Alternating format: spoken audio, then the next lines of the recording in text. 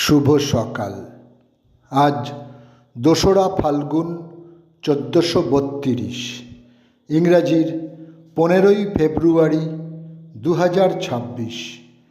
গালিলেও গালিলেই একজন ইতালীয় পদার্থবিজ্ঞানী, জ্যোতির্বিজ্ঞানী, গণিতজ্ঞ এবং দার্শনিক, যিনি বৈজ্ঞানিক বিপ্লবের সঙ্গে বেশ নিগূঢ়ভাবে সম্পৃক্ত।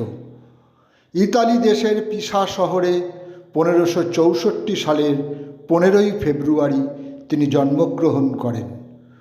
1609 গালিলেও স্বাধীনভাবে এবং উন্নত ধরনের দূরবীক্ষণ যন্ত্র নির্মাণ ও এই যন্ত্রকে জ্যোতির্বিদ্যায় সার্থকভাবে প্রয়োগ করেন।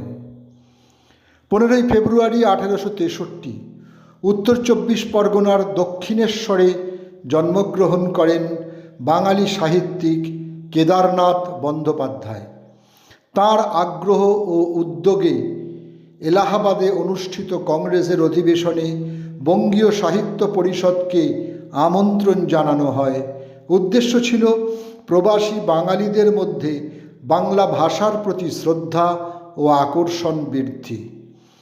তাঁর প্রকাশিত গ্রন্থসমূহ রত্নাকর, কাশী সঙ্গীতাঞ্জলি, আমরা কি ওকে, কোষ্ঠীর ফলাফল, ভাদুড়ী মশাই, পাওনা, সন্ধ্যা শঙ্খ ইত্যাদি।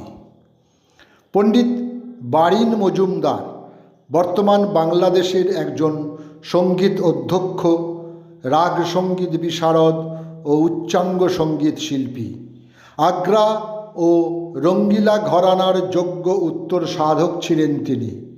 আজ তাঁর জন্মদিন। 15ই ফেব্রুয়ারি 1921 বাংলাদেশের পাবনা জেলার রাধানগরে এক জমিদার পরিবারে তিনি জন্মগ্রহণ করেন। সঙ্গীতে অবদানের জন্য 1983 সালে তিনি 21 পদক লাভ করেন এবং 2002 সালে মরণোত্তর স্বাধীনতা পুরস্কারে ভূষিত হন তিনি।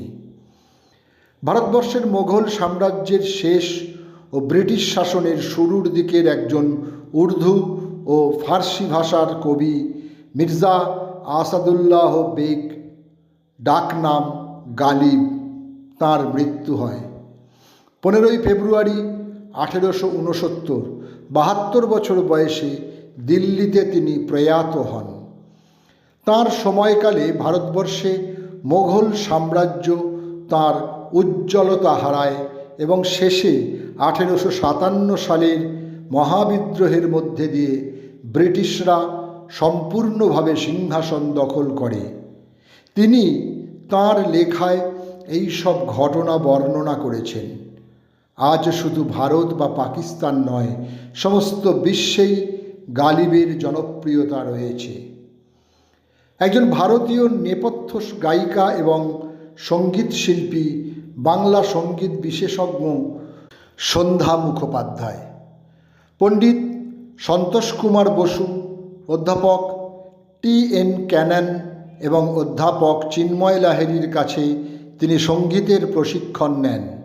তবে তাঁর গুরু ছিলেন বড়ে গুলাম আলী খান। 1971 সালে জয় জয়ন্তী ও নিশিপদ্ম ছবির জন্য তিনি জাতীয় পুরস্কার অর্জন করেন। এছাড়াও 2001-এ পশ্চিমবঙ্গ সরকার তাঁকে বঙ্গবিভূষণ সম্মানে ভূষিত করেন। 2022 সালে জানুয়ারি মাসে পদ্মশ্রী পুরস্কারে তাঁর নাম ঘোষণা হলে তিনি তা প্রত্যাখ্যান করেন। আজ শিল্পীর মৃত্যুদিন, সময়টা 2022।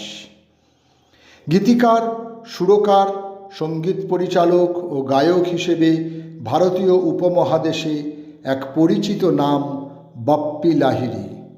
আজ তাঁর মৃত্যুদিন, সময়টা 2022। 1980-র পর সমগ্র ভারতবর্ষে তিনি ডিস্কো কিং নামে পরিচিতি লাভ করেছিলেন। শুধু ডিস্কো গানের মাঝে সীমাবদ্ধ থাকেননি তিনি। তার প্রমাণ তাঁর গজল গান, কিসি নজর কে তেরা ইন্তজার আভি ভি হ্যায় বা আওয়াজ দি হিয়া। সকলকেই আমার আনত প্রণাম।